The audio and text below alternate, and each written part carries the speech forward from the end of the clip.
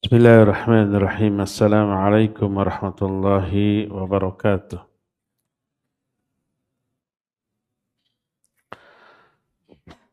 Alhamdulillah wassalatu wassalamu ala Rasulillah Muhammad ibn Abdillah wa ala alihi wa ashabihi wa mawalah wa man tabi'ahum bi ihsanin ila yaumil qiyamah wa ba'd.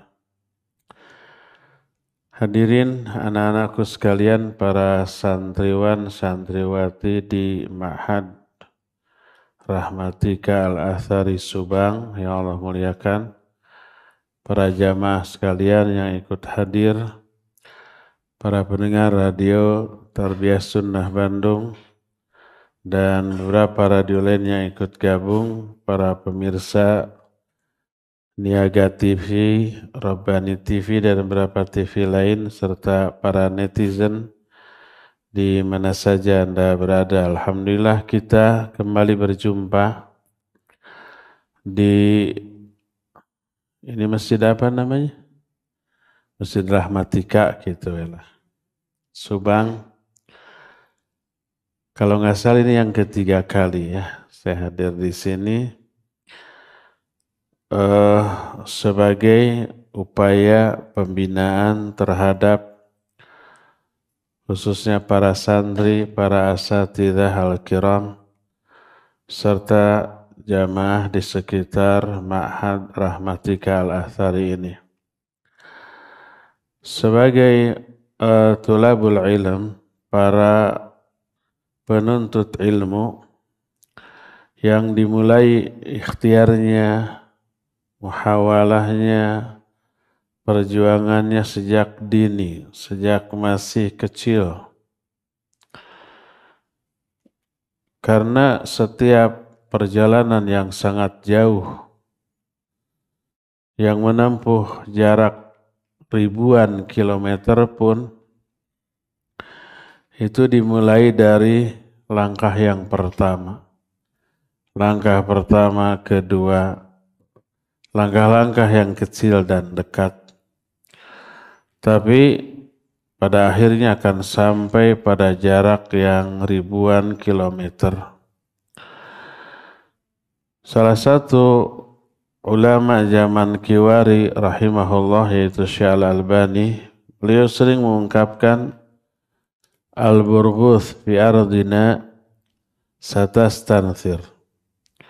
Al-burghuth fi ardina satastansir. Berkali-kali beliau ulang-ulang. Dalam ceramah-ceramahnya yang direkam ataupun dalam tulisan-tulisannya, kemudian disampaikan oleh murid-muridnya kepada para duat di seluruh dunia. Al-burghuth fi ardina satastansir. Burghuth itu usfur shaghir. Maknanya burung-burung kecil di negeri kita kelak akan berubah menjadi burung-burung besar.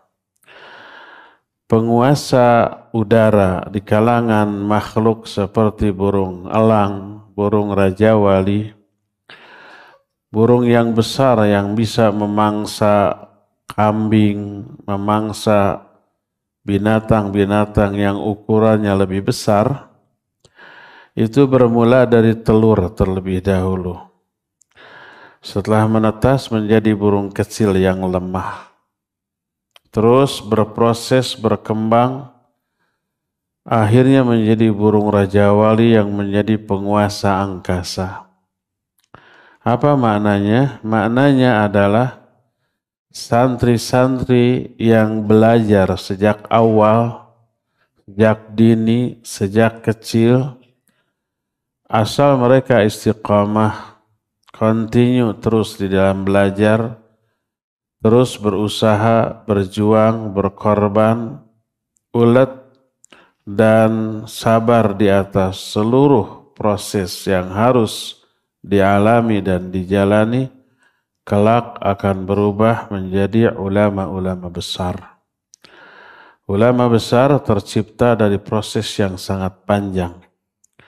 Ulama besar lahir dari perjuangan yang sangat melelahkan. al-imamatu fid din diraih dengan dua hal. Allah menyatakan wa ja'alna minhum a'immatan yahduna bi amrina lamma sabaru wa kanu bi ayatina yuqinun. Kami jadikan di kalangan manusia imam-imam yang memberi petunjuk dengan perintah kami. Kenapa mereka dijadikan imam-imam? Ada dua syaratnya. Lamma sabaru, karena kesabaran mereka dan mereka yakin kepada ayat-ayat kami. Maka para ulama seperti Imam Sufyan Ats-Tsauri rahimahullah menyatakan wa bisabri wal yaqin tunalu al-imamatu fiddin. Dengan kesabaran. Sabar di dalam proses belajar, proses beramal, proses berdakwah, dan bersabar di atas resiko dari dakwah. Sabar di atas itu ditambah keyakinan akan teraih al-imamatu fiddin, keimaman dalam perkara agama. Maksud keimaman dalam perkara agama adalah dia akan menjadi ikutan, akan menjadi sandaran, akan menjadi rujukan di dalam masalah agama. Para imam kita zaman dahulu di bidang apapun, di bidang fiqih, seperti imam madhab yang 4, Imam Abu Hanifah, Imam Malik, Imam Syafi'i, Imam Ahmad, dan imam-imam ahli fiqih yang lain. Atau imam di bidang hadis seperti Imam Bukhari, Imam Muslim, Imam Abu Daud, Imam An-Nasai, Imam Ibnu Majah, Imam At-Tirmidzi, dan imam-imam ahli hadis yang lain. Mereka disebut imam karena mereka menjadi ikutan dalam masalah agama, menjadi rujukan, menjadi sandaran bagi seluruh kaum muslimin di seluruh dunia dan di setiap zaman. Dan mereka meraih itu dengan dua hal, sabar dan yakin. Sabar sejak mulai proses belajar sejak awal. Kalian ini sekarang masih di langkah-langkah awal dalam belajar, di dalam berjuang, dalam berusaha, berikhtiar menjadi manusia besar kelak di masa yang akan datang. Maka proses yang kalian akan alami begitu panjang, begitu lama, dan begitu banyak godaan, tapi proses itu yang perlu kalian alami untuk menjadi manusia besar kelak di masa yang akan datang. Nah, tapi tak semua orang bisa seperti itu. Pertama, tak setiap telur itu menetas. Kedua, tak setiap telur yang menetas itu hidup. Ada yang begitu menetas mati. Ada yang telur cacing calang, tidak menetas. Ada yang menetas mati. Ada yang menetas hidup tapi dalam proses perkembangan pertumbuhannya mati, dimangsa oleh predator atau persaingan antara anak-anak burung dan seterusnya. Itu semuanya teralami secara alamiah. Demikian juga santri itu di setiap pondok pesantren ada ribuan. Setiap tahun menghasilkan lulusan. Tapi sangat sedikit di kalangan mereka yang istiqamah di atas jalan ilmu, amal, dan dakwah ini. Ya, hanya beberapa persen yang tidak begitu banyak yang kemudian menjadi duat, menjadi ustadz, menjadi ulama besar di masa yang akan datang.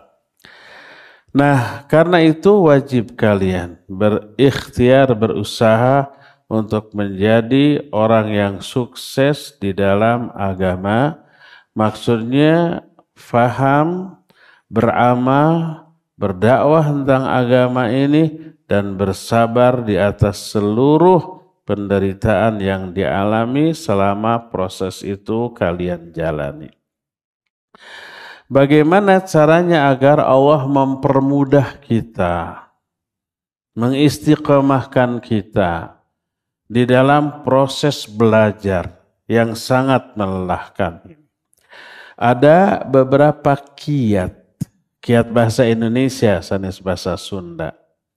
Ada beberapa petunjuk, ada beberapa pedoman yang harus diperhatikan agar sukses dalam belajar, agar Allah mudahkan kita dalam memahami ilmu, agar Allah menegarkan kita, agar Allah menguatkan kita, mengistiqomahkan kita sampai kita berhasil dalam proses belajar yang sudah lama kita rintis ini. Apa saja kiat-kiat tersebut? Pertama, ini kiat yang paling mendasar. Barengi proses belajar ini dengan ketakwaan. Takwa ini menjadi dasar bagi segala kebaikan. Takwa ini menjadi fondasi bagi semua amalan. Amalan apapun hanya akan diterima oleh Allah kalau didasari oleh ketakwaan. Innama yataqabbalallahu minal muttaqin. Allah hanya akan menerima amalan dari orang-orang yang bertakwa. Kalau takwa yang menjadi dasar bagi semua amalan, pasti amalan itu berkualitas, ya ikhlas, ya berkualitas. Kalau sholat didasari oleh ketakwaan, ya ikhlas, ya khusyuk, ya berkualitas. Demikian juga saum, demikian juga haji dan umroh, demikian juga semua amal lain termasuk belajar. Makanya ketika Allah menyuruh haji, fatazawwadu, kata Allah, berbekalah kalian sebelum berhaji. Fa inna khairaz zadi taqwa, dan sebaik-baik perbekalan adalah takwa. Kalau takwa yang mendasari, itu semuanya dipermudah. Takwa menjadikan masalah apapun yang kita hadapi, Allah kasih solusi. Wa may yattaqillah yaj'al lahu makhraja. Siapa yang bertakwa kepada Allah, Allah akan berikan solusi. Masalah di bidang ekonomi, Allah menyatakan wa yarzuqhu min haitsu la yahtasib. Allah akan berikan kepada orang yang bertakwa rizki yang tidak disangka-sangka. Wa may yattaqillah yaj'al lahu min amrihi yusra. Siapa yang bertakwa kepada Allah, Allah akan jadikan seluruh urusannya itu mudah dalam segala hal. Termasuk di dalam hal mencari ilmu, Allah akan permudah. Ketika menjelaskan masalah takwa yang menjadi dasar bagi seluruh amalan, para ulama di antara Syekh Al-Utsaimin rahimahullahu taala menyatakan, mengingatkan kita takwa ini wasiat Allah kepada seluruh hamba sejak awal sampai akhir. Allah berfirman dalam Al-Quran dalam surah An-Nisa 131.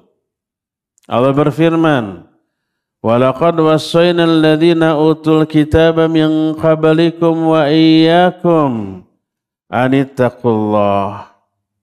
Kata Allah, dan sungguh kami telah wasiatkan kepada para ahli kitab sebelum kalian, dan kami wasiatkan sekarang kepada kalian, anittaqullah, hendaklah kalian bertakwa kepada Allah. Takwa ini Allah wasiatkan kepada orang-orang sebelum kita di kalangan ahlul kitab dan termasuk kepada kita sekalian. Ayat yang senada dengan ini banyak. Demikian juga Rasul SAW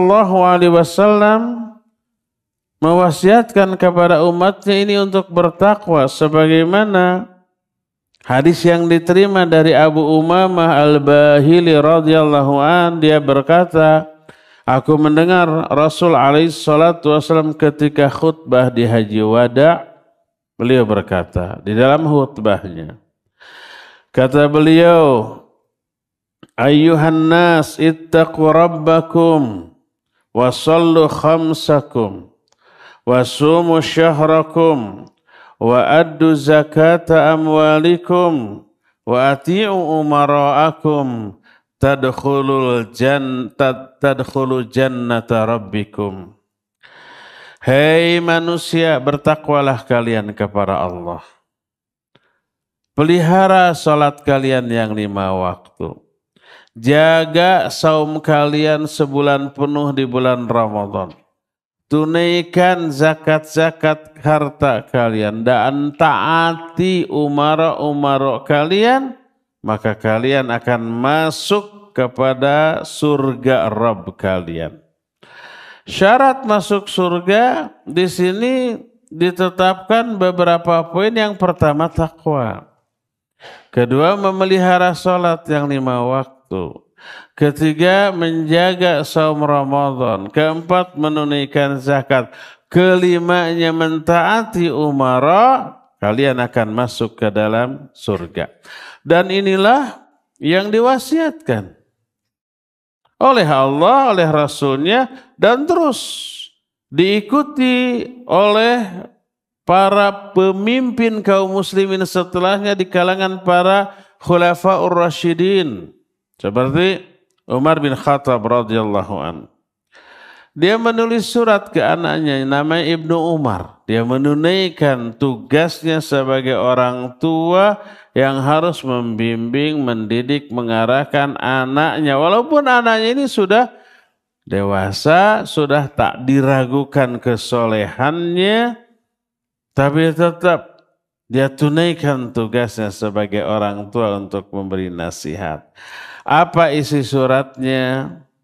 Kata Umar bin Khattab, amma ba'adu, adapun setelah itu, pertama dia syahadat, salawat kepada Nabi SAW. Adapun setelah itu, fa inni usika bi taqwallahi azza wa jalla.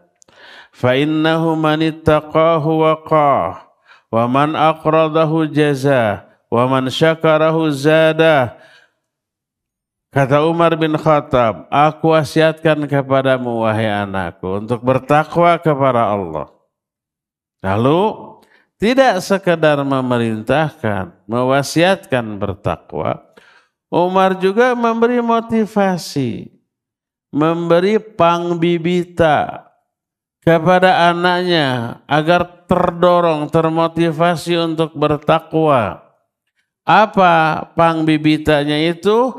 Menjelaskan beberapa faidah, sebagian kecil dari faidah takwa. Beliau menyatakan, karena sungguhnya orang yang bertakwa, siapa yang bertakwa kepada Allah, Allah akan menjaganya. Menjaga dunia, akhirat, lahirnya dan batinnya. Siapa yang memberi pinjaman yang baik kepada Allah, maksudnya infak dan sedekah, maka Allah Azza wa Jalla akan memberikan balasan berkali-kali lipat. Siapa yang bersyukur kepadanya, Allah akan tambahkan nikmat karunia-Nya kepadanya. Lihat.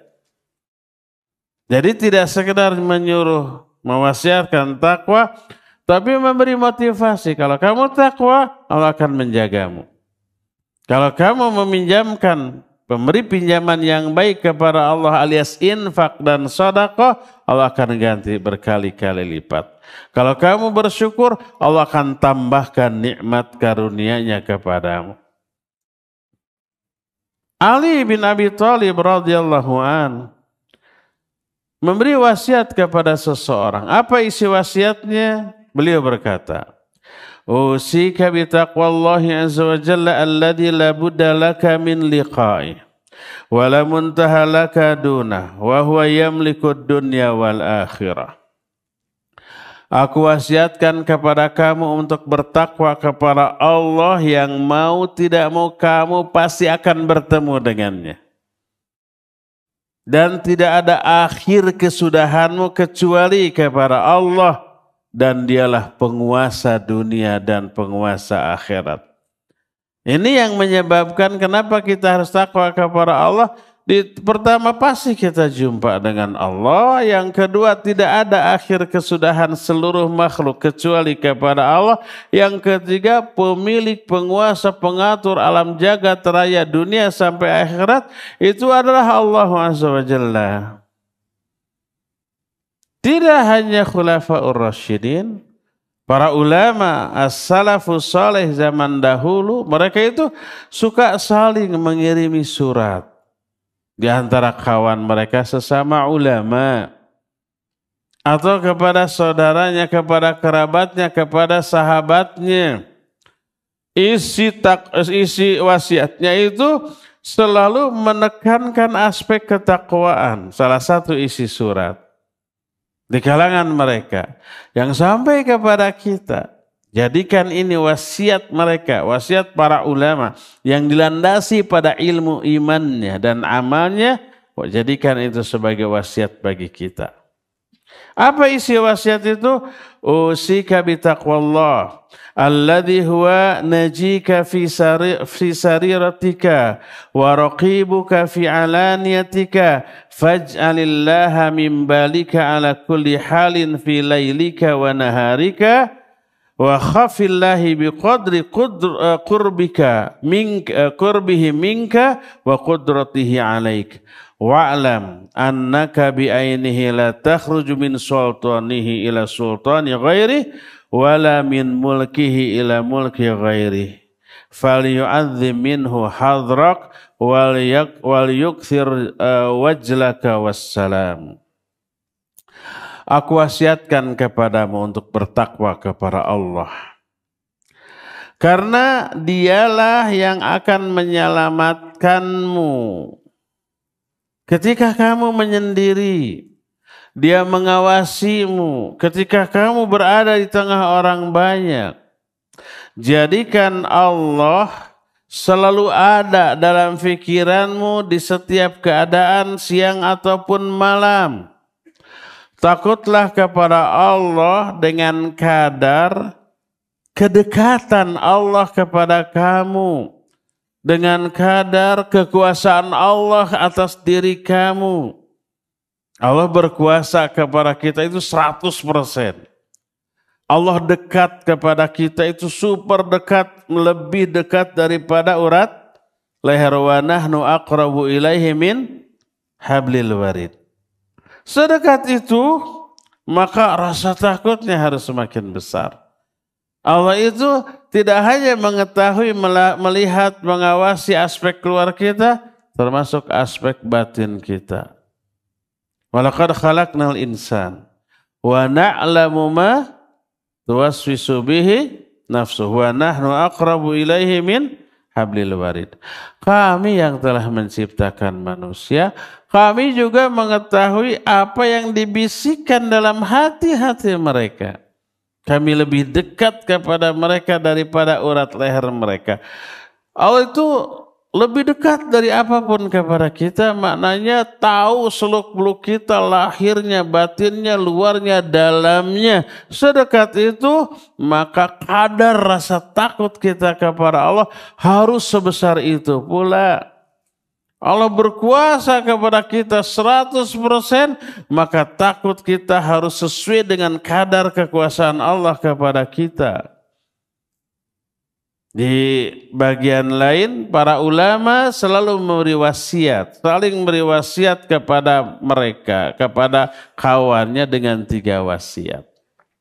Dan 3-tiganya itu tidak lepas dari aspek ketakwaan. Poin pertama wasiat para ulama kepada sesama mereka adalah man aslaha bainahu wa bainallah aslahallahu ma bainahu wa bainan nas.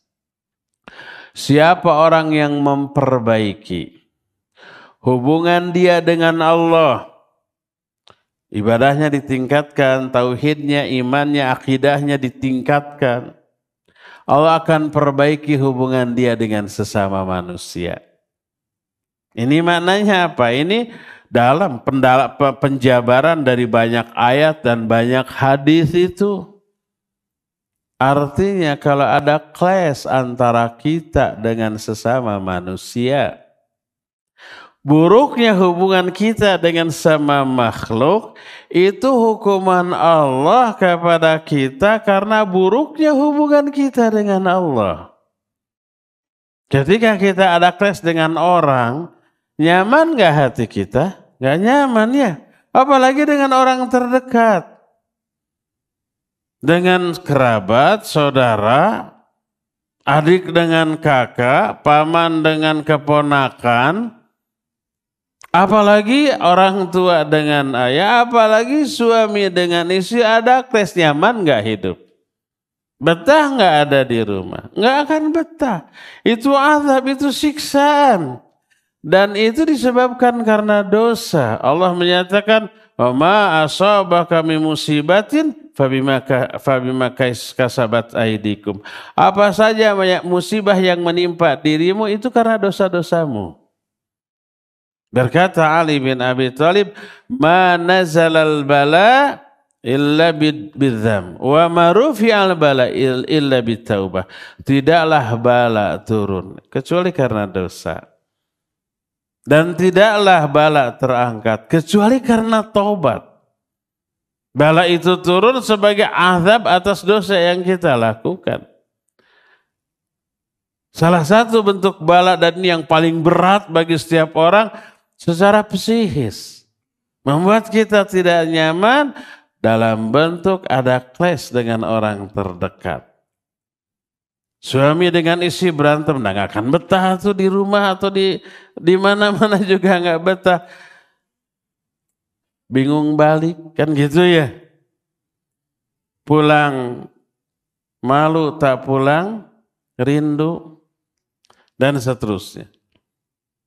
Maka berkata Fudail bin Iyad, "In asaitullaha fara'aitu athara dzalik fi khuluqi zaujati wa ahli wa dabati."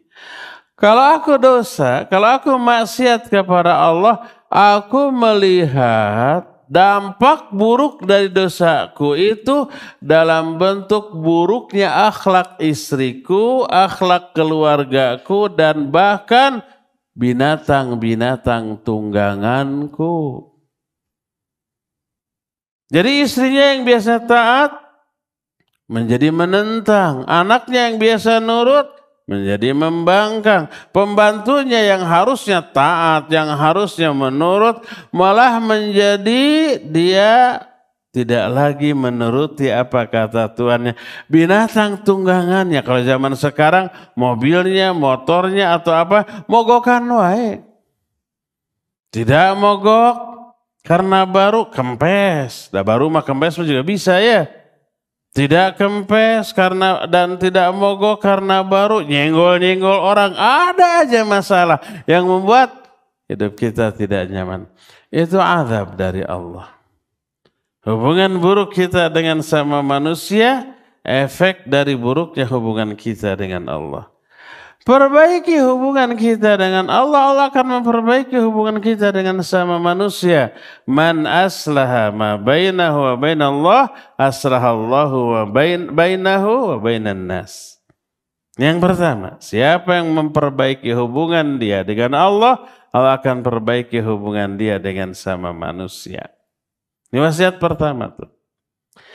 Yang kedua, man aslaha sariratahu aslahallahu ala niyatahu. Siapa orang yang memperbaiki aspek sarirahnya. Sarirah itu aspek batin. Niatnya ikhlas, tulus karena Allah, bukan ria. Untuk pujian manusia atau untuk dunia, lillahi ta'ala. Untuk akhirat, bukan untuk dunia. Ya, diperbaiki.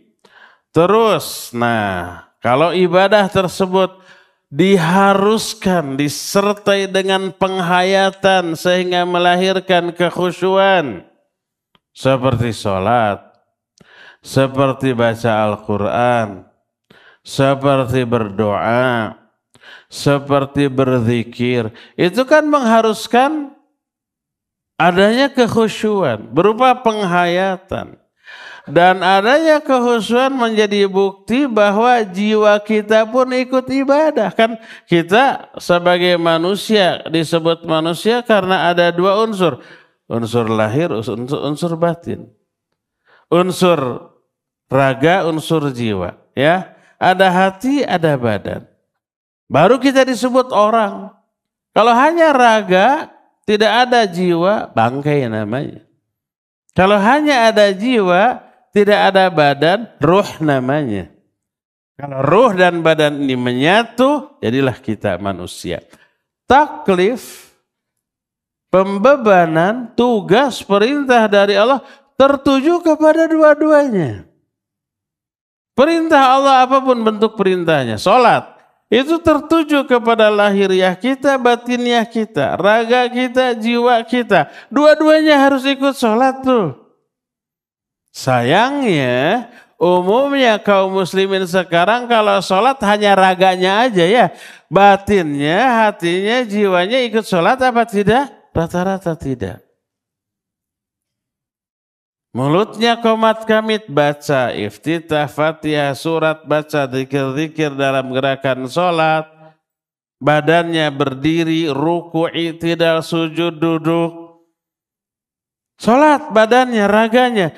Tapi hatinya gimana? Ikut sholat enggak? Rata-rata tidak ya. Rata-rata ketika sholat ingat ke pekerjaan. Ingat ke urusan dunia. Kalau pedagang ingat ke untung dan rugi. Ingat ke hutang. Ingat ke semua urusan dunia. Nggak ikut sholat. Hatinya. Padahal bagian yang inti dari manusia adalah hatinya. Hati ini komandan bagi anggota tubuh kita.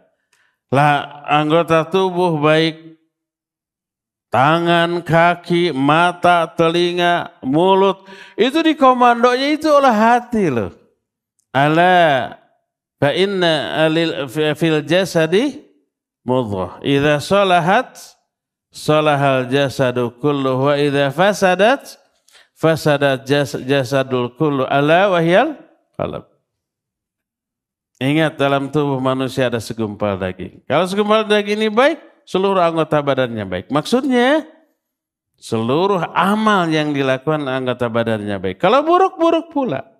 Karena anggota badan hanya menerima instruksi hati.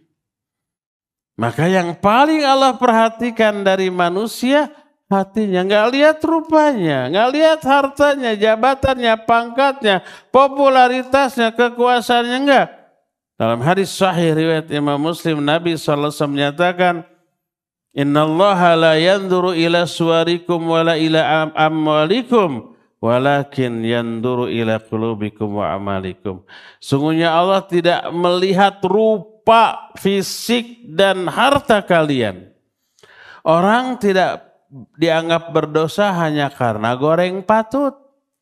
Dan orang tidak dapat pahala hanya karena dia kasep atau gelis. Orang tidak berdosa hanya karena dia buncit, siga badut. Dan orang tidak dapat pahala hanya karena dia atletis, langsing, perutnya six pack gitu. Enggak, Allah tidak melihat rupa, fisik, tidak melihat kekayaan. Orang enggak dapat pahala hanya karena kaya. Orang tidak berdosa hanya karena dia miskin. Tapi yang Allah lihat hati dan amal. Dan ini berkaitan dengan takwa. Kata Umar bin Khattab, at-taqwa hahuna, at-taqwa hahuna. Takwa ini di sini, takwa ini di dalam hati ini. Ini wasiat yang kedua di kalangan para ulama. Siapa orang yang memperbaiki hatinya, yang memperbaiki aspek batinnya, Allah akan perbaiki aspek lahirnya. Amal-amal yang zahir, yang nampak dalam pandangan manusia akan Allah perbaiki sehingga nampak indah berupa kemuliaan akhlak. Yang kedua, ketiga, man aslaha umuro akhiratihi aslahallahu umuro dunyahu. Siapa orang yang memperbaiki urusan akhiratnya, agamanya, ibadahnya, itu kan urusan akhirat, diperbaiki. Ditingkatkan kualitas dan kuantitas dari ibadahnya. Karena ini untuk urusan akhirat. Siapa orang yang memperbaiki urusan akhiratnya, Allah akan perbaiki urusan dunianya. Nah, lihat. Aspek zahir dipengaruhi oleh aspek batin. Karena itulah maka ketakwaan ini menjadi landasan dalam semua amalan. Menjadi sumber dari semua kebaikan dan keagungan. Menjadi sumber penyebab utama bagi keselamatan lahir batin dunia sampai akhirat. Maka Allah selalu mewasiatkan takwa, Nabi juga demikian, para sahabat khulafair rasyidin juga demikian, demikian juga para ulama setelahnya. Apa itu makna takwa? Secara umum takwa itu ayyaj'alal abdu bainahu wa baina ma yakhafuhu wiqayatan taqihi minhu. Takwa itu berasal dari kata waqa yaqi. Fi'il amarnya qi. Artinya selamat, artinya terlindungi, artinya terpelihara. Dari apa? Dari sesuatu yang ditakutinya. Takwa secara umum seorang hamba membuat benteng, membuat perisai, membuat perlindungan antara dia dengan sesuatu yang ditakutinya. Itu takwa. Sehingga makna seorang hamba bertakwa kepada Allah maksudnya ayyaj'ala bainahu wa baina ma yakhshahu min ghadabihi wa sukhtihi wiqayatan taqihi min dhalik bi fi'li ta'ati wa ijtinabi ma'asihi. Takwa seorang hamba kepada Allah adalah hamba tersebut membuat benteng, perisai, perlindungan antara dirinya dengan apa yang dia takuti berupa azab Allah, kemurkaan Allah, kelaknat Allah, itu yang paling ditakuti. Dia bikin benteng agar tidak terkena azab tersebut. Apa bentengnya? Melaksanakan perintah, menjauhi larangan. Itu bentengnya tuh. Itu perisainya tuh. Perisai itu bukan berupa besi yang kuat, nggak akan bisa menahan azab Allah itu. Perisai dari azab Allah adalah ketaatan. Laksanakan semua perintahnya, jauhi semua larangannya, itulah takwa. Karena apa? Karena ketaatan kita kepada Allah melindungi kita, menyelamatkan kita, membentengi kita, menjadi tameng bagi kita dari murka dan azab Allah Subhanahu wa taala. Itu takwa. Makanya takwa ini tidak hanya diperintahkan kepada Allah, tapi Allah juga memerintahkan kita takwa kepada semua yang buruk-buruk, yang bisa mencelakai kita. Seperti bertakwa kepada kengerian akhirat, neraka. Fa illam taf'alu wa lan taf'alu fattaqun nar. Kalau kalian tidak mampu membuat yang seperti Al-Quran. Dan kalian tidak akan mungkin mampu membuat seperti Al-Quran. Fattaqun nar. Maka bertakwalah kalian kepada neraka. Maksud bertakwa kepada neraka. Bikin benteng perisai antara kita dengan neraka. Apa bentuk perisainya? Ketaatan kepada Allah dan Rasulnya. Kadang kita disuruh bertakwa kepada kiamat yang mengerikan agar kita selamat. Allah menyatakan wattaqu yauman la tajzi nafsun an nafsin Bertakwalah kalian kepada satu hari. Di hari itu seseorang tidak bisa menyelamatkan orang lain. Hari apa itu? Hari kiamat.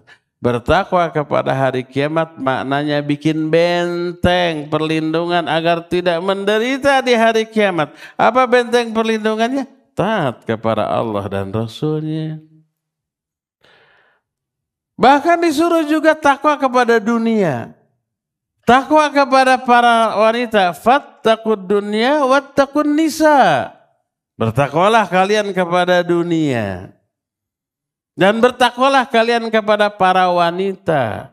Bertakwa kepada dunia maknanya bikin benteng perlindungan dari fitnah dunia. Apa bentengnya? Ketaatan kepada Allah. Takwa kepada para wanita bukan tunduk patuh kepada wanita. Itu bahaya. Tapi bikin perlindungan antara kita dengan fitnah wanita. Apa benteng perlindungannya? Ketaatan kepada Allah. Ghadul basar, tundukkan pandangan, jangan liar, jangan berkhalwat, jangan berikhtilat. Kayak begitu tuh. Itulah makna takwa. Ya, jadi takwa kepada Allah artinya mentaati Allah dan Rasul-Nya. Laksanakan semua perintahnya. Jauhi semua larangannya, itu yang akan menjadi benteng bagi kita dari murka dan azab Allah Subhanahu wa ta'ala. Ya. Nah, khusus bagi para pencinta ilmu, penuntut ilmu, ketakwaan di dalam menuntut ilmu itu sesuatu yang tidak bisa tidak, harus disertakan dalam proses perjuangan kita belajar ilmu. Karena tadi secara umum orang yang bertakwa dipermudah semua urusannya, termasuk urusan belajar. Orang yang bertakwa urusan ekonominya dipermudah, wa yarzuqhu min haitsu la yahtasib. Orang yang bertakwa kalau ada permasalahan Allah kasih solusi jalan keluar, dan para penuntut ilmu tidak pernah kosong dari masalah. Masalah clash dengan kawannya, clash dengan gurunya, dengan stafnya. Kadang-kadang dia memiliki masalah internal berupa mungkin sakit, mungkin ada masalah dengan keluarganya yang sampai ke telinga dia membuat dia tidak nyaman, membuat dia resah dan gelisah. Semua masalah itu membuat kita terhambat dalam segala hal. Maka orang yang bertakwa akan Allah kasih solusi. Wa may yattaqillah yaj'al lahu makhraja. Jadi itu secara umum tuh. Bagi semua orang, tidak hanya bagi penuntut ilmu. Khusus bagi penuntut ilmu, Allah tekankan secara khusus agar mereka bertakwa. Siapa yang bertakwa Allah mudahkan perjuangan, proses dan pengorbanan yang mereka lakukan selama mencari ilmu. Dia akan lebih mudah paham. Dia akan cerdas. Hafalannya akan sangat amat kuat. Itu karena ketakwaannya. Ada banyak beberapa ayat dalam Al-Quran yang mengisyaratkan demikian. Di antaranya nih, Al-Quran surah Al-Anfal 29 menyatakan, Ya ayyuhalladzina amanu in tattaqullaha yaj'al lakum furqana wa yukaffir ankum sayyiatikum wa yaghfir lakum wallahu dzul fadlil azim.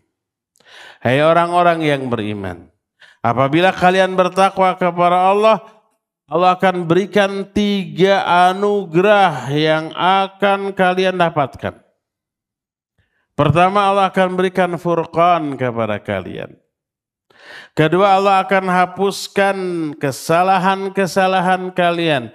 Ketiga, Allah akan ampuni dosa-dosa kalian. 3 nih faidah dari ketakwaan yang dijelaskan hanya dalam ayat ini. Bukan berarti ketakwaan faidahnya hanya 3, banyak. Puluhan, malah lebih dari 100 poin dikemukakan oleh Imam Ibnu Qayyim rahimahullah tentang faidah ketakwaan. Ya. Tapi di dalam ayat ini saja ada 3. Apa faidah pertama? yaj'al lakum furqana. Kalau kamu takwa, Allah akan memberikan furqan kepada kalian. Apa itu furqan? Furqan ay yaj'al lakum ma tufarriquna bihi bainal haqqi wal batil wa bainadh dhar wan nafi wa hadha yadkhulu fihi al-ilm bihaitsu yaftahu Allahu 'alal insan minal ulumi ma la yuftah li ghairihi. Fa inna taqwa yuhsalu biha ziyadatul huda wa ziyadatul ilm wa ziyadatul hifdz. Faidah pertama, orang yang bertakwa akan diberi furqan. Furqan itu pembeda antara hak batil, antara yang manfaat dengan yang madarat, dan itu ilmu. Sebab hak dan batil tidak bisa dibedakan kecuali dengan ilmu. Mana yang manfaat, mana yang madarat tidak bisa dibedakan kecuali dengan ilmu. Dan ini menunjukkan siapa yang bertakwa, Allah akan bukakan bagi orang itu ilmu-ilmu yang tidak Allah bukakan kepada orang lain.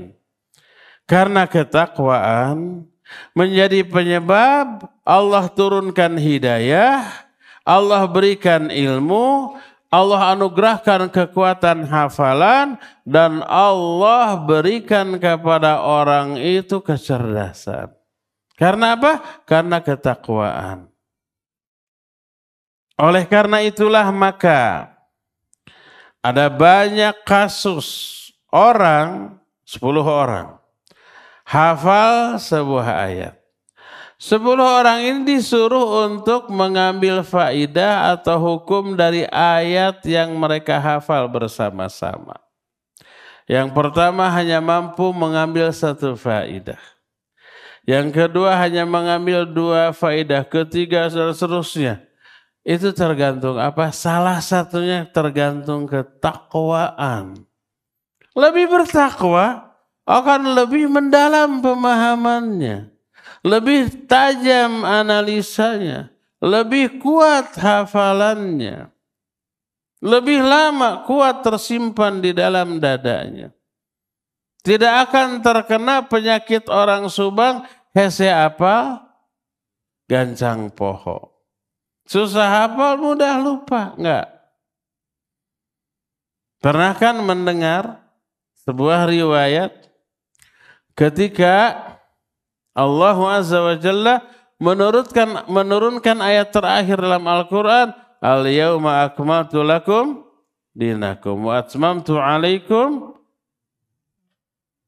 ni'mati wa raditu lakumul islama dina. Agama ini sudah sempurna. Maknanya tidak boleh ada tambahan, dikurangi, dirubah. Enggak, cukup. Bisa menjawab seluruh permasalahan hidup. Sampai akhir zaman, sampai kiamat. Karena Al-Quran dan hadis juga berbicara ribuan tahun yang akan datang tuh. Ketika ayat itu turun, sekarang ini sudah 1400 tahun ya.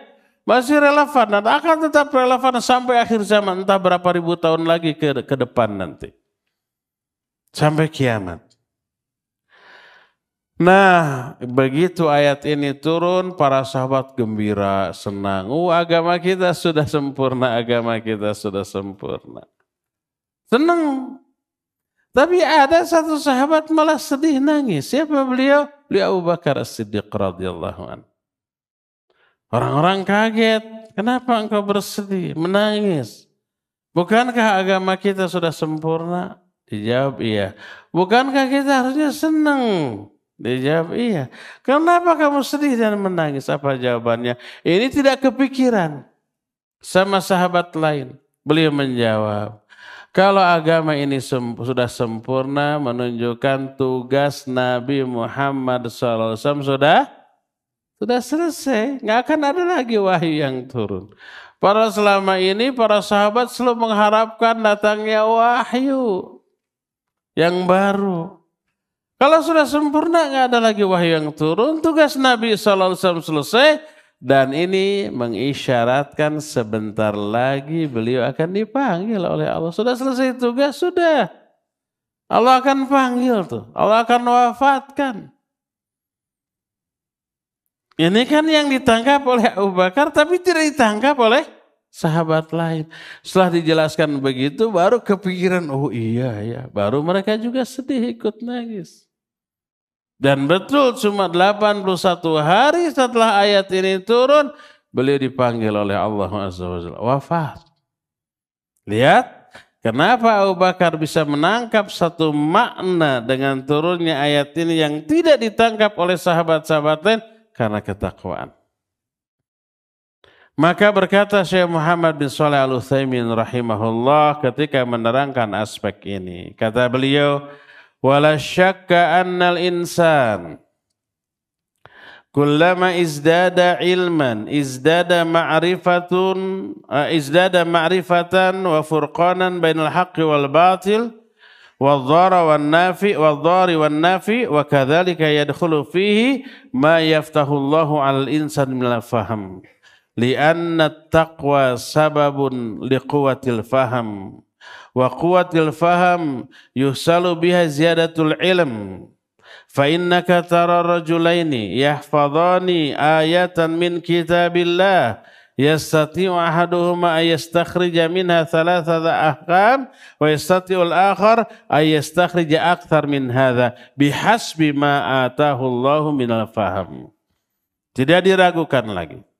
Setiap kali seorang manusia bertambah ilmunya, bertambah pengetahuannya, bertambah juga sifat kemampuan furqan membedakan antara hak dan batil. Antara yang madarat dan yang manfaat. Demikian juga di dalamnya termasuk Allah akan membukakan kepada orang ini pemahaman. Karena takwa menjadi penyebab kuatnya pemahaman. Dan kuatnya pemahaman bisa menambah tambahan ilmu. Engkau lihat 2 orang menghafalkan 1 ayat yang sama. Yang satu hanya bisa mengambil 3 faedah, yang kedua bisa lebih, tergantung kemampuan pemahaman yang Allah berikan kepada orang itu dan pemahamannya amat sangat tergantung kepada ketakwaan. Ada satu lagi kata beliau, fattaqwa sababun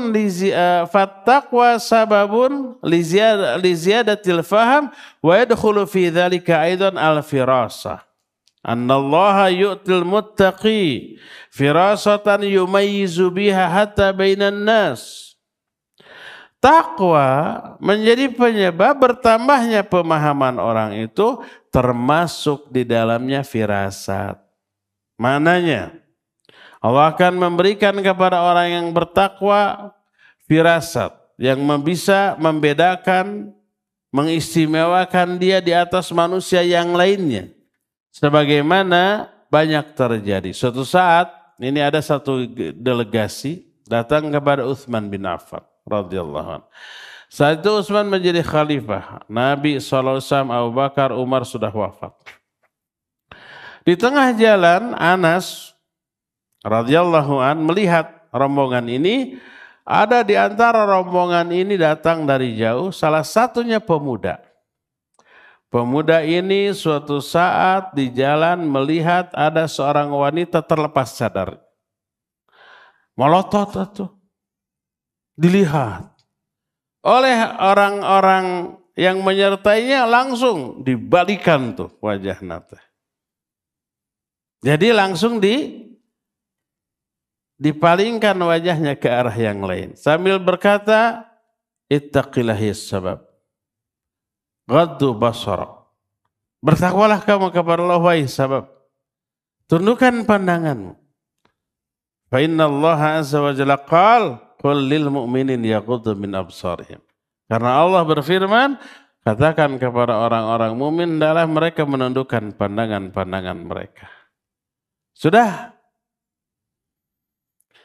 Begitu sampai di Utsman bin Affan, Utsman langsung menyatakan, nampaknya salah satu di antara kalian di jalan ada yang sudah terjerumus ke dalam zina mata. Saat itu nggak ada HP, nggak ada teknologi komunikasi, nggak ada. Nggak ada yang memberitakan ke Utsman kejadian ini. Tapi Anas menyertai rombongan ini kaget loh. Kok Utsman tahu? Sampai orang-orang bilang, apakah wahyu turun lagi? Karena Nabi SAW tahu kejadian yang terjadi di tempat jauh di belakang beliau atas dasar wahyu. Diberitahu oleh Allah. Tapi ini kan wahyu sudah putus. Nabinya sudah wafat lama. Apa wahyu turun lagi?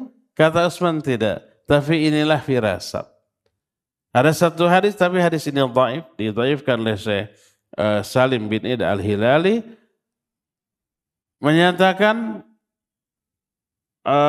ittaqu firasatal mu'min fa innahu yanzuru binurillah. Hati-hati kalian dengan firasatnya orang mukmin. Karena sungguhnya dia bisa melihat dengan cahaya Allah. Kata Utsman, ini firasat yang Allah berikan kepada seorang mukmin yang dikehendakinya. Jadi Utsman bisa tahu. Karena apa? Karena ketakwaan. Ini yang pertama, faidah yang pertama dari ketakwaan, Allah akan memberikan ilmu kepada orang bertakwa, maknanya memudahkan dia dalam mencari ilmu. Mencerdaskan dia, membuat dia mudah faham terhadap masalah atau pelajaran yang diajarkan. Kalian kan mengalami belajar ilmu nahwu dan sharaf.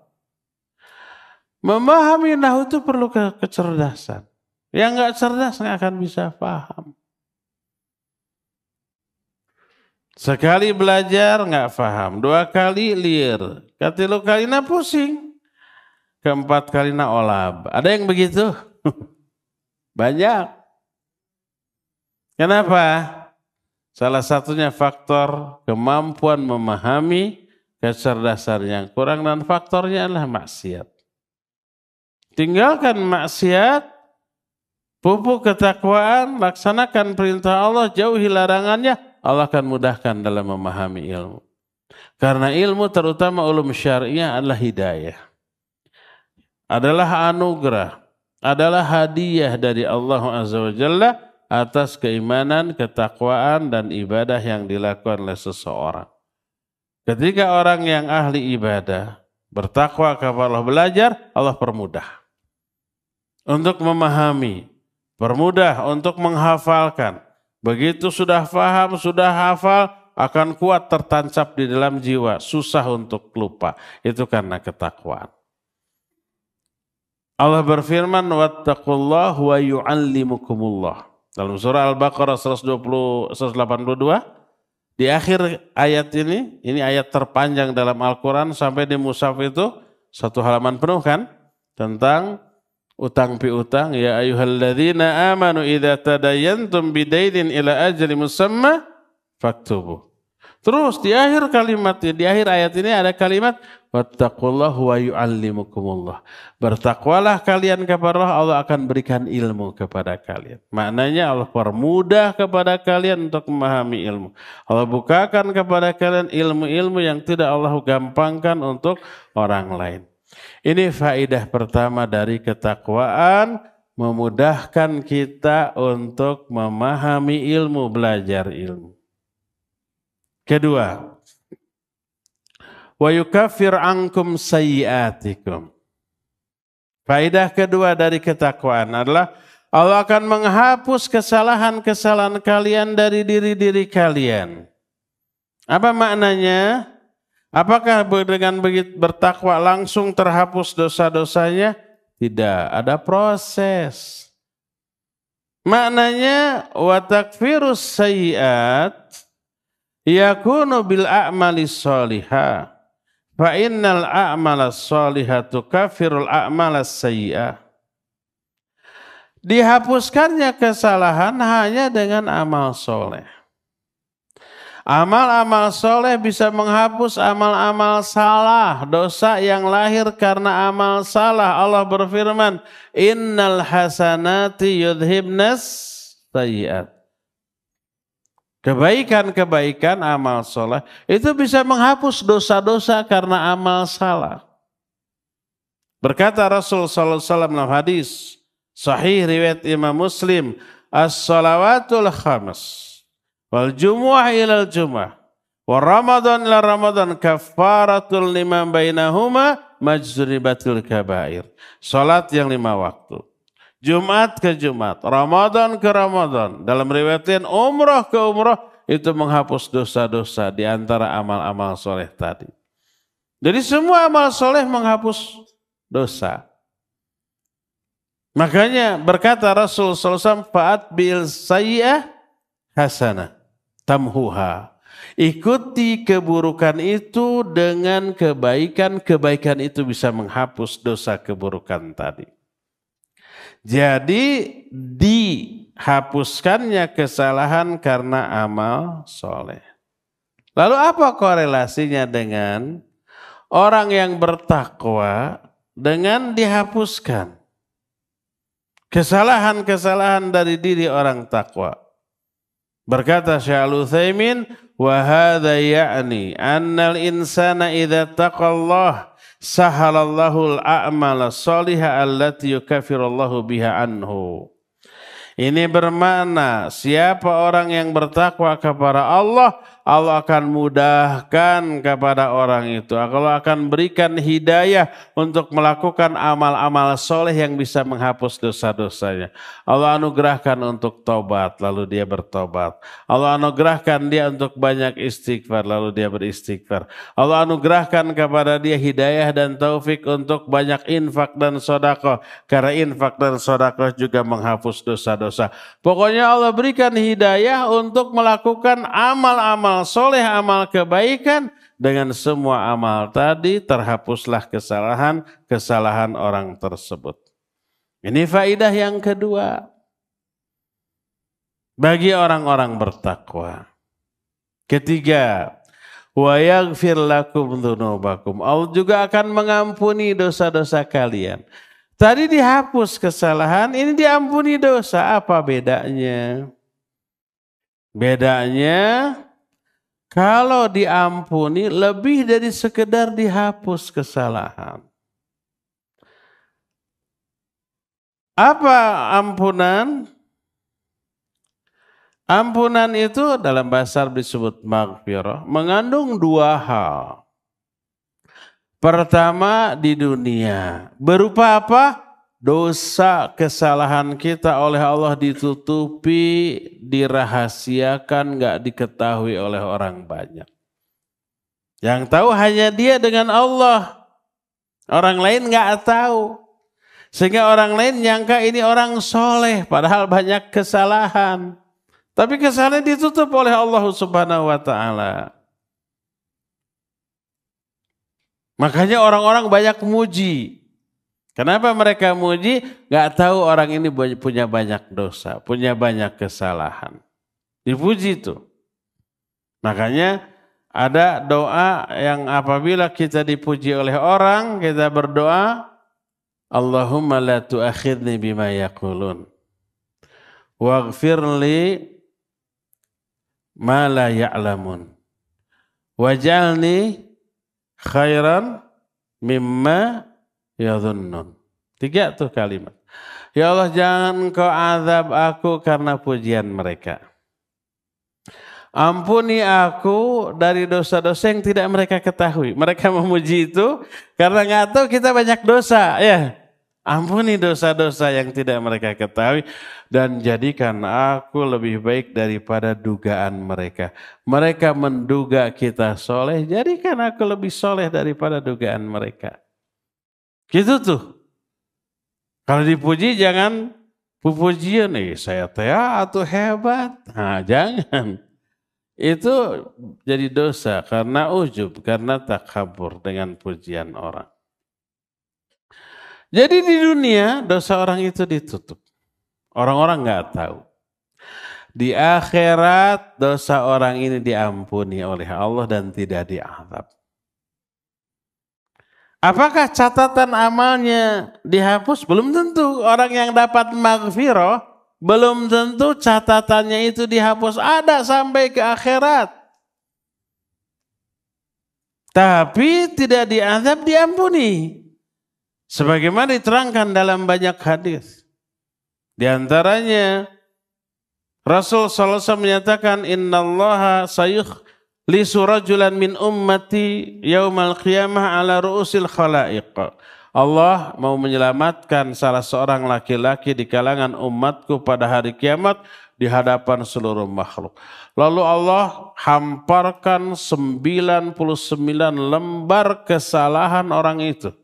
Satu lembar itu sejauh mata memandang. Gede.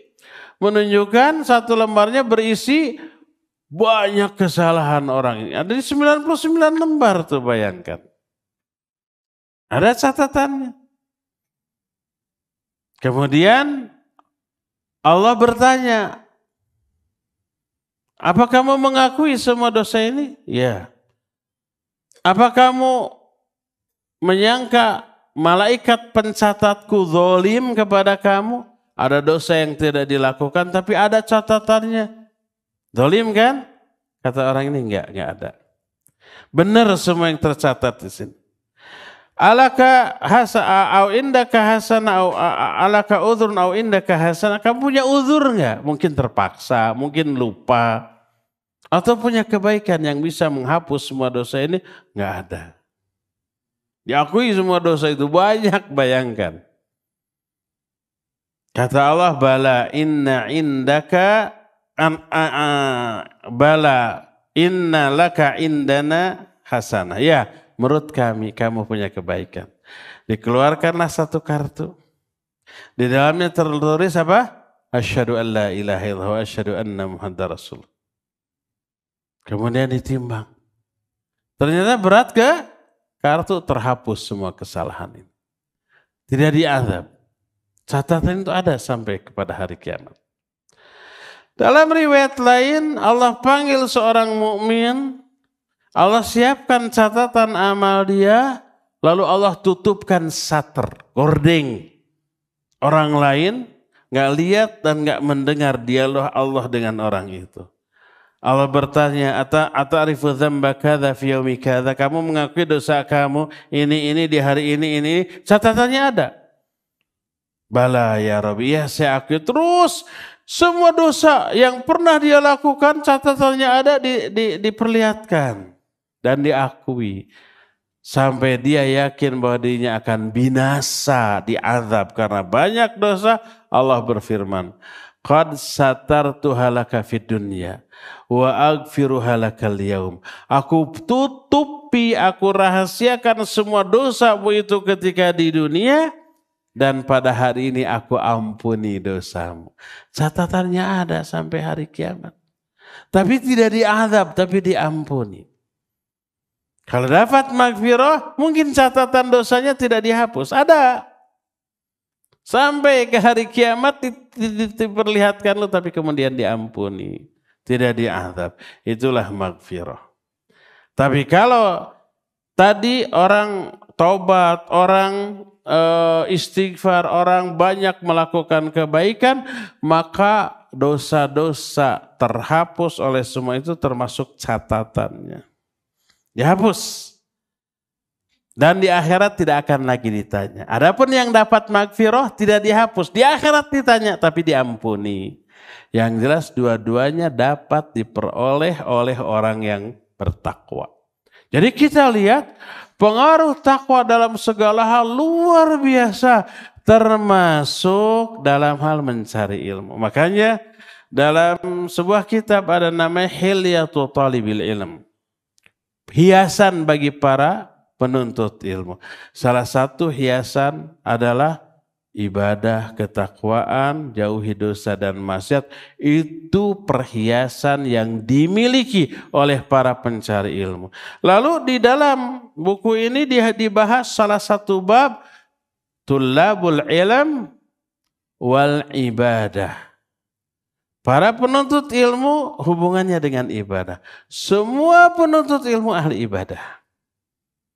Siapa yang proses pencarian ilmunya dibarengi dengan ibadah, malamnya bangun tahajud, siangnya memperbanyak saum, doanya itu terus-terusan, zikirnya itu tidak pernah berhenti, infak, sedekah, berbuat baik, berakhlak yang mulia, menolong orang lain, tidak pernah lepas dari kehidupan dia. orang seperti inilah orang yang Allah akan mudahkan dalam mencari ilmu dan kelak dia akan menjadi ulama besar di kemudian hari. Semua ulama besar melalui proses tadi.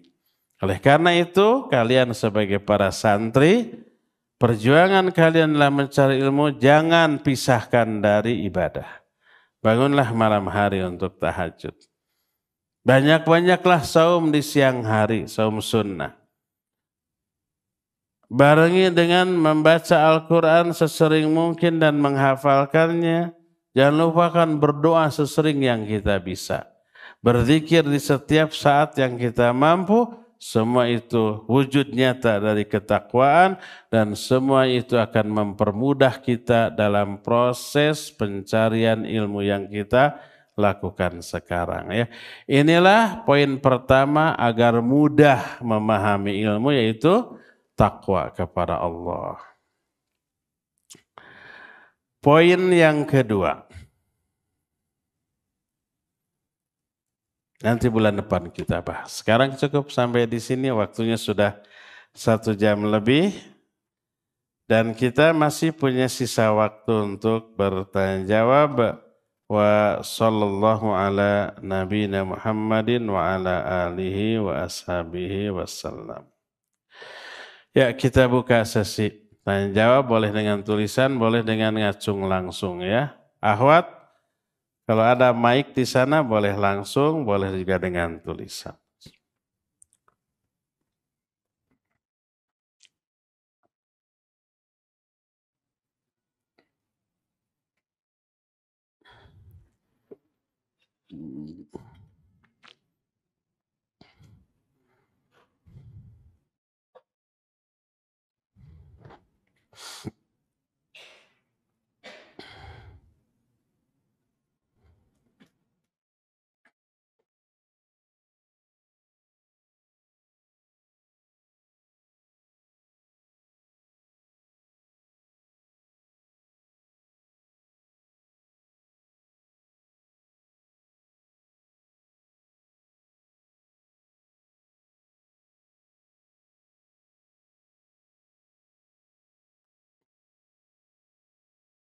Pertanyaan pertama.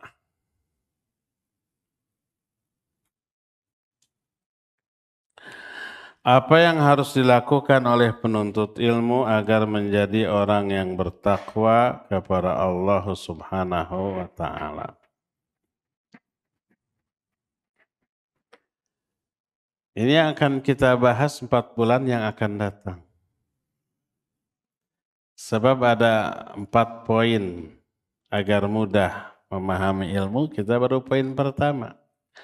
3 poin berikutnya, setelah itu baru masuk ke pembahasan gitu tah. Tapi belum dijelaskan, sudah ditanya. Jadi jawabnya 4 bulan yang akan datang. Yang bertanya ini harus hadir. Secara sepintas begini.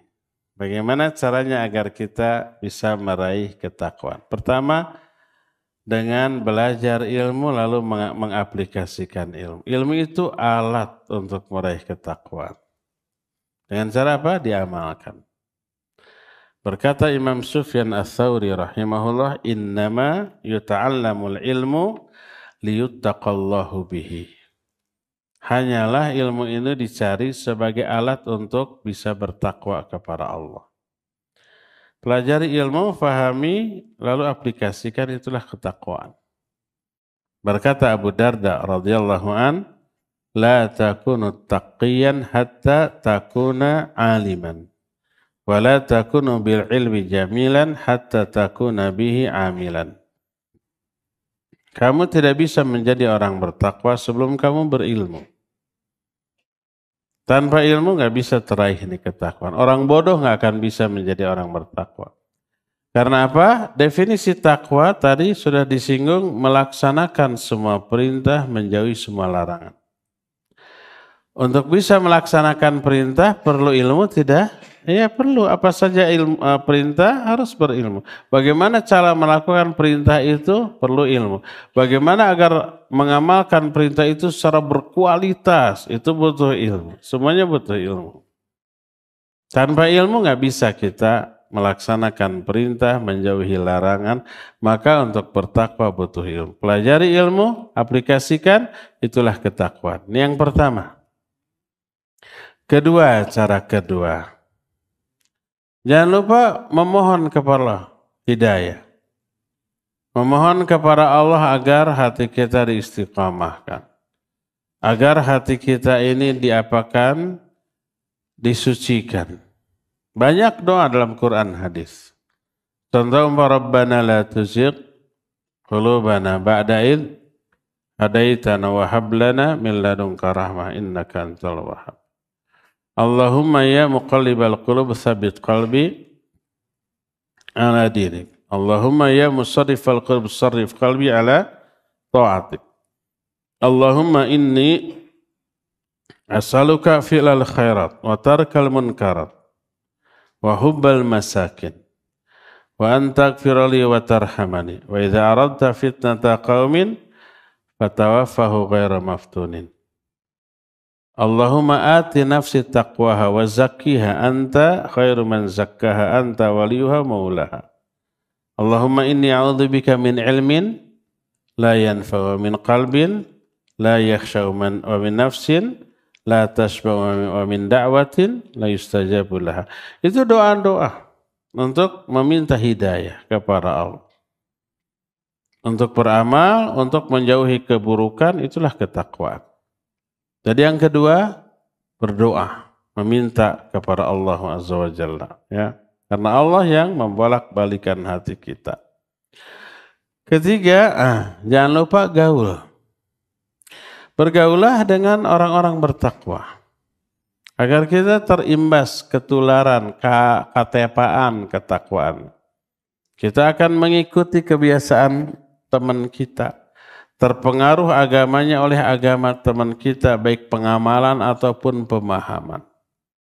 Rasul SAW bersabda, al-mar'u ala dini khalili falyandur ahadukum mayyukhalil.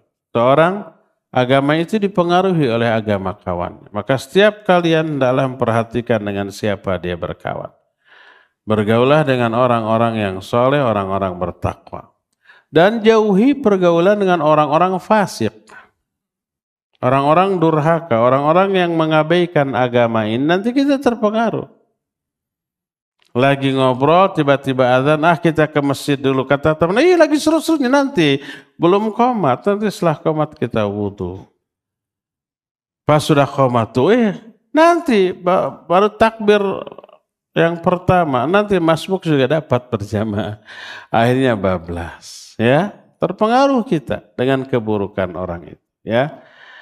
Itulah diantara beberapa kiat meraih ketakwaan. Allahu a'lam.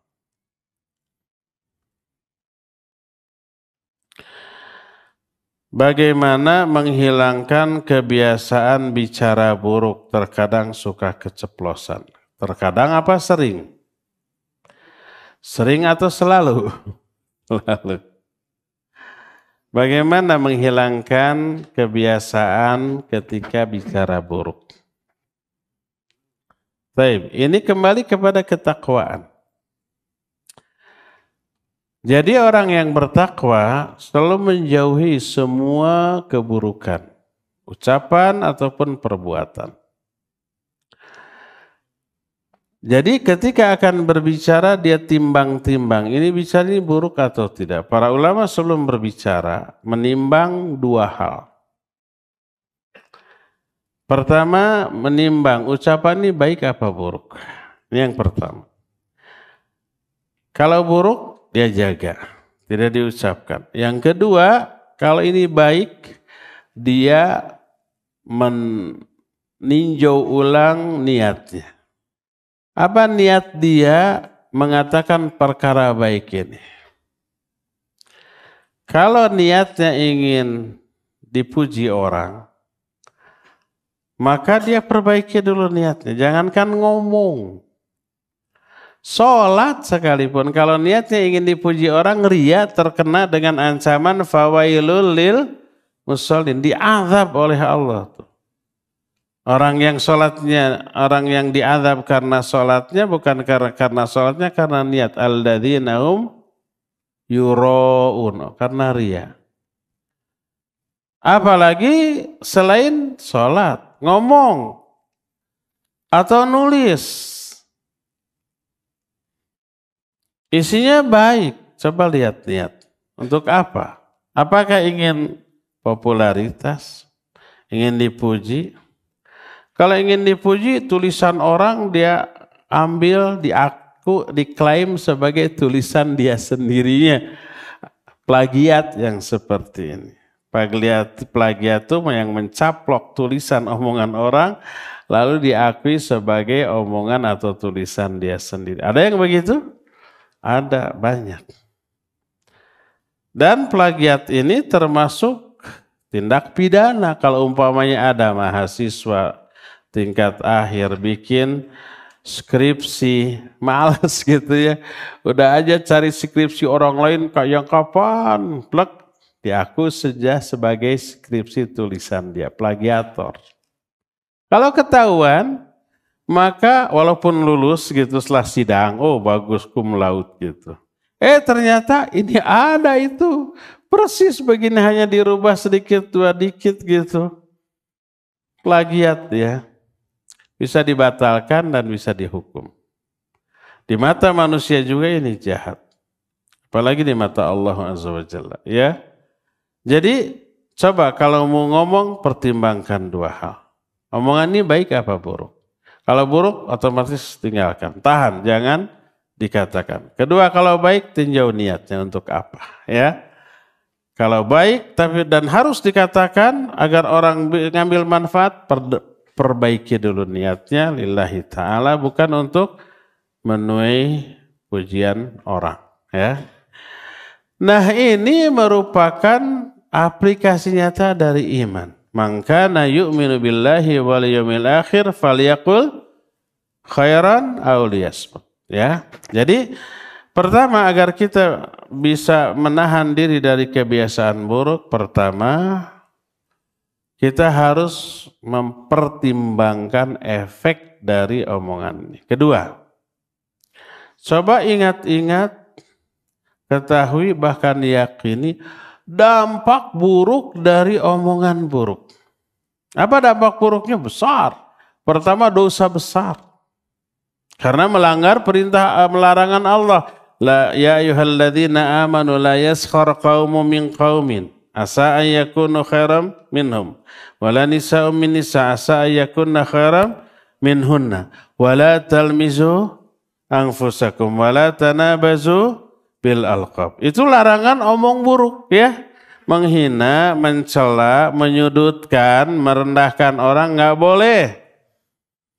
Terus ayat berikutnya, ijtanibu katsiran minadh-dhann inna ba'dadh-dhann itsam wala tajassasu wala yaghtab ba'dukum ba'dha. Jangan suudzon, jangan tajasus, jangan gibah. Ini berantai ini. Pertama suudzon dulu ke orang. Dilarang. Kalau sudah suudzon kan baru dugaan. Dia pasti akan mencari data, mencari fakta tentang keburukan orang yang dia suudzoni. Tajasus namanya. Kalau sudah dapat diomongin gibah. Ini berantai. Walai apa? Ijtanibu katsiran minadh-dhann. Inna ba'dadh-dhanni itsam wala tajassasu wala yaghtab ba'dukum ba'dha. Itu semua dilarang oleh Allah. Kalau itu dilanggar, pertama dosa. Itu yang pertama. Kedua, keburukan kedua dari bicara buruk adalah karena bicara buruk kita menzalimi orang lain. Pahala kita ini ditransfer ke mereka. Terus dosanya juga, dosa mereka di-offer ke kita. Kalau kita bicara buruk, pahala saya untuk kamu. Dia dermawan baik dengan pahala. Baik apa buruk? Tidak baik pasti. Tapi juga tidak buruk. Tapi super buruk.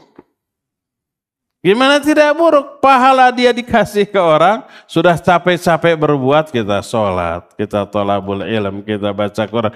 Dapat pahala tuh, sudah dapat dikumpul-kumpul. Eta ge biheng, kita apa sholat kita berpahala atau tidak. Kalau toh berpahala segimana banyaknya ya? Belum tentu banyak, karena tidak khusyuk, yang pasti tidak khusyuk tuh. Mungkin hanya sedikit. Kalau air teh masa kecelak, 2 kecelak. Dikumpul-kumpulkan jadi 1000 kecelak.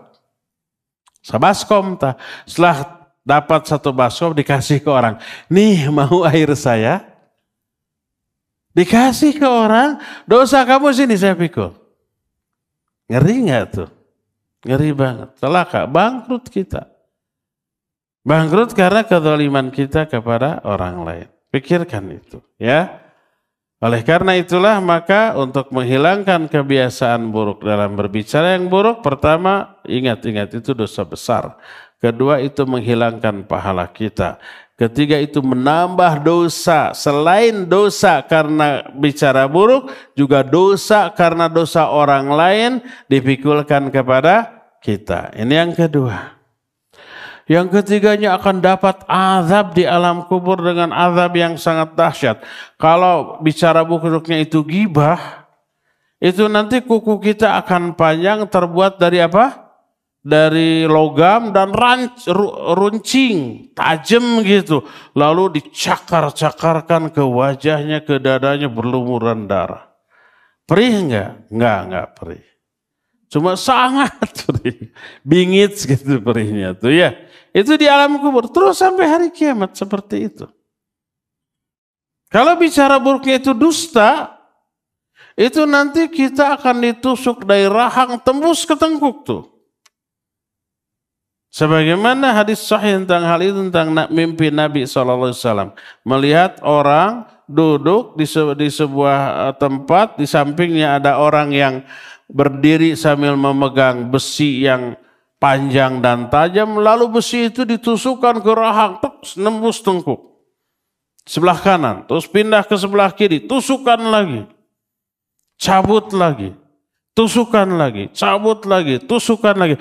Menusukannya sakit, mencabutnya juga sama sakit. Terus sampai hari kiamat, itu di alam kubur. Jadi begitu mengerikan. Ingat kepada hal itu, insya Allah kita akan menahan diri dari ucapan-ucapan buruk. Ya.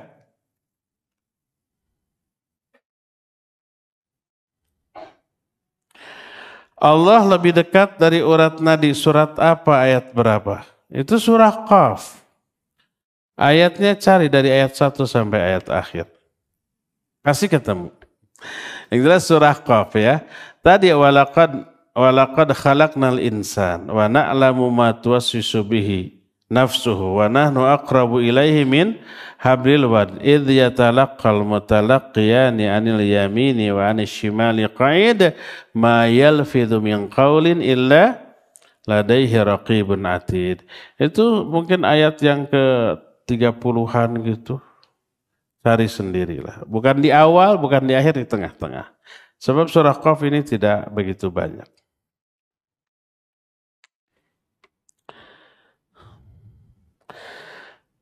Ustaz, bagaimana agar kita ridho dengan takdir buruk yang menimpa kita? Saya beriman dengan takdir dari Allah dan saya tidak mengeluh kepada makhluk, tapi ada ketidaknyamanan dalam hati ketika kita tertimpa takdir yang buruk. Taib, barakallahu fiik.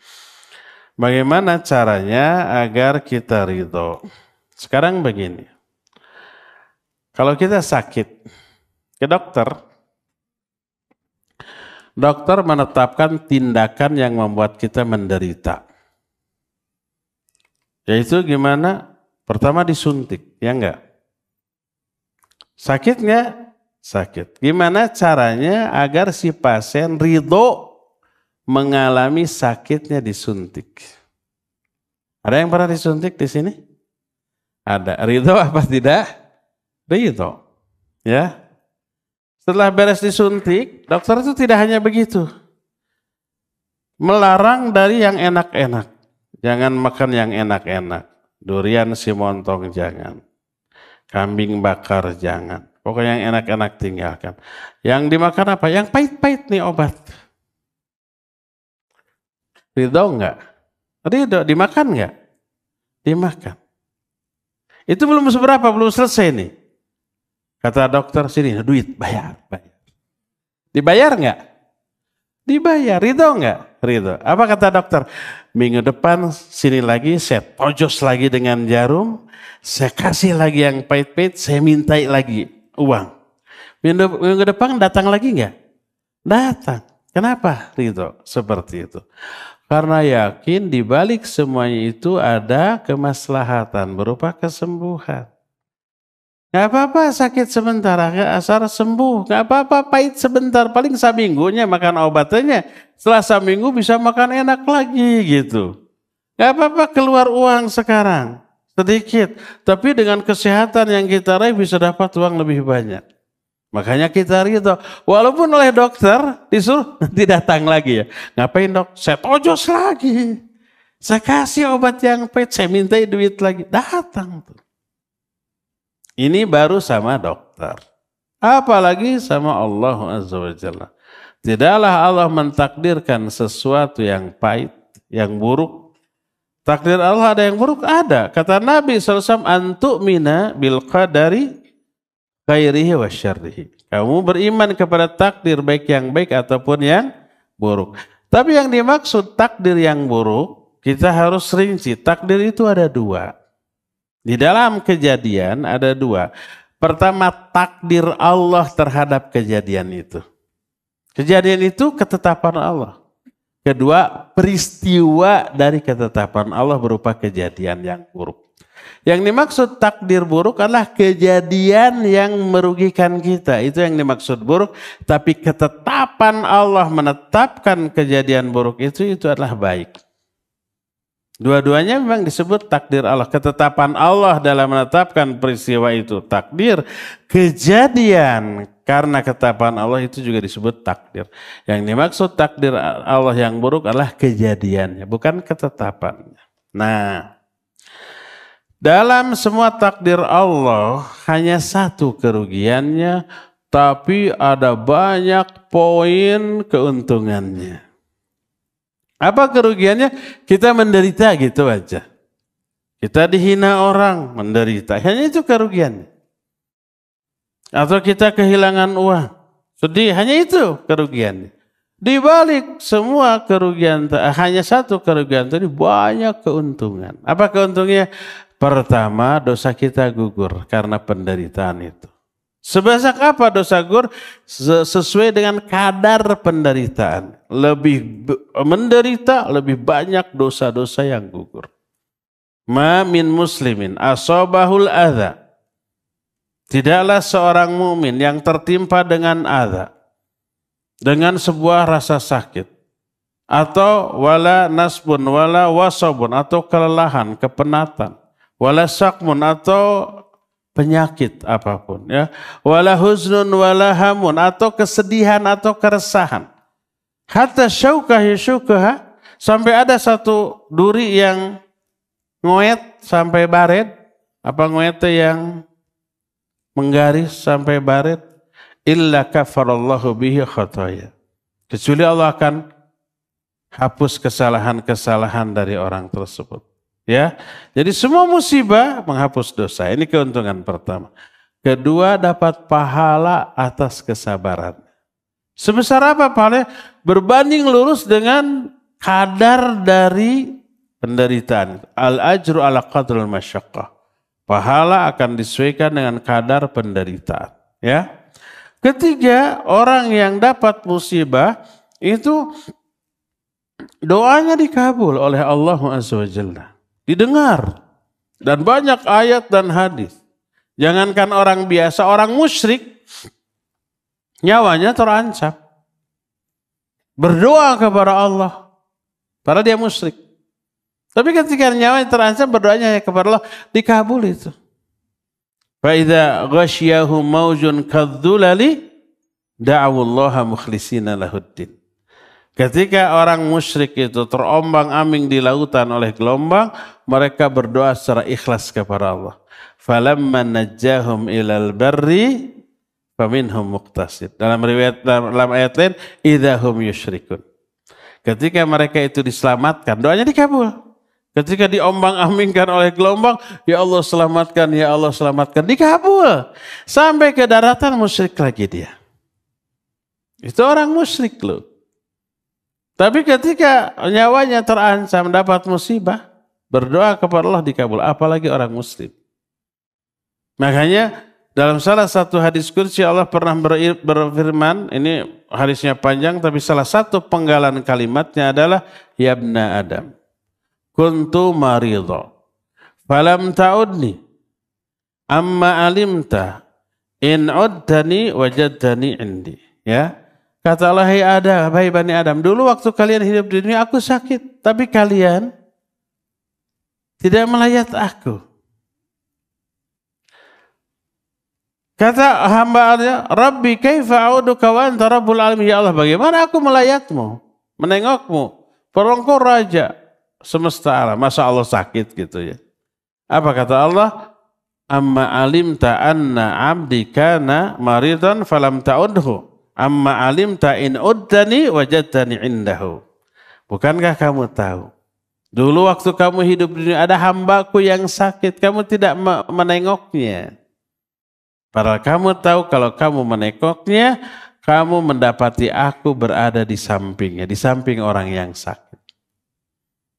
Kata Tawus, beliau menyatakan ini menunjukkan Allah berada di samping orang yang sakit. Allah dekat dengan orang yang sakit. Dan kedekatan Allah dengan hamba selalu berkaitan dengan dikabulkannya doa. Wa idza sa'alaka ibadi anni fa inni qarib, terus ujibu da'watad da'i idza da'a. Kalau hambaku bertanya kepada tentang aku, jawab aku dekat. Nah, setelah menyatakan aku dekat, aku mengijabah doa yang berdoa kepadaku. Jarak terdekat antara seorang hamba dengan Allah lah ketika sujud. Fa'aktsuru fi doa, perbanyak doa dalam sujud. Karena sedang dekat, maksud dekat diijabah doanya. Orang yang kena musibah doanya diijabah. Ya, dan banyak lagi. Kemuliaannya ditinggikan oleh Allah. Dan setelah berlalunya musibah, Allah akan kasih dua kebahagiaan kepada orang ini di dunia. Belum di akhirat. Inna ma'al usri yusran, inna ma'al usri yusran. Satu kalimat yang sama diulang dua kali. Maknanya setelah satu kesulitan akan datang dua kebahagiaan. Lihat, keuntungan musibah lebih besar daripada kerugiannya. Makanya kalau Allah mencintai seorang hamba, Allah kasih dia musibah. Kata Rasul SAW, Inna Allah idha ahabba qawman ibtalahum. Kalau Allah mencintai suatu kaum, Allah akan berikan musibah kepada mereka. Kok sayang, cinta, tapi ngasih penderitaan? Iya, karena di balik penderitaan lebih banyak keuntungannya daripada kerugiannya. Makanya manusia yang paling hebat penderitaannya, paling hebat ujiannya siapa? Para nabi. Asyadun nasi bala'an al-anbiya, thumma as-salihun, thumma al-amsal fal-amthal. Yubtala ar-rajulu ala hasbi dini, fa in kana fi dinihi salabah qila zida lahu fil bala. Manusia yang paling hebat ujiannya para nabi. Kemudian orang-orang setelah orang soleh, lalu orang di bawah itu. Seseorang akan diuji, diberi musibah berdasarkan kadar imannya. Makin hebat imannya, makin hebat ujiannya. Kalau kita waktu di SD pas ujian, kelas 1, bagaimana ujiannya? Paling rarabannya di bawah 100. 3 kali 7 berapa? 4 kali 2 berapa? Mudah. Kelas 2, tambah susah. 3. Pas kelas 6 ujian, lebih berat lagi. SMP lebih susah. SMA lebih susah. Perguruan tinggi bukan hanya ujian, harus nyusun skripsi. Lalu diuji di depan penguji. Ya, di pojokan mentalnya, kadang-kadang dihina dan seterusnya. Kalau semuanya itu bisa dilewati, lulus sarjana. Jadi makin tinggi level pendidikan, ujiannya makin susah. Apalagi iman, ya. Makin hebat iman, makin hebat ujian yang Allah berikan. Makanya manusia dengan ujian yang paling berat siapa? Para nabi, karena imannya paling tinggi. Terakhir ya. Bagaimana jika ada seseorang yang memperbaiki hubungan dengan Allah hanya bermaksud agar Allah memperbaiki hubungannya dengan manusia. Sedangkan di waktu ia tidak mempunyai masalah, ia melupakan Allah. Nanti akan ada masalah lagi. Mangga we upami kersa kitu mah. Taib. Kalau ada orang ibadah dengan niat dunia yang Allah iming-imingkan untuk orang yang beribadah itu. Seperti tadi.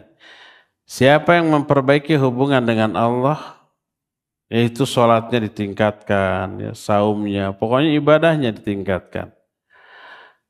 Dengan niat agar hubungan kita dengan sama manusia diperbaiki oleh Allah. Gitu ya, boleh enggak? Kalau niatnya hanya itu saja, enggak boleh. Karena akibatnya tadi, kalau sudah hubungannya dengan sama manusia baik, maka sholatnya berhenti nanti gitu ya. Sudah baik, udahlah dilupakan Allah. Ibadahnya ditinggalkan lagi. Itu kalau niatnya hanya untuk itu. Gak boleh.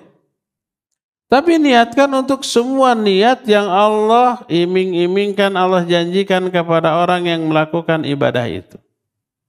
Seperti di dalam ibadah, sholat, saum dan seterusnya ada pahala.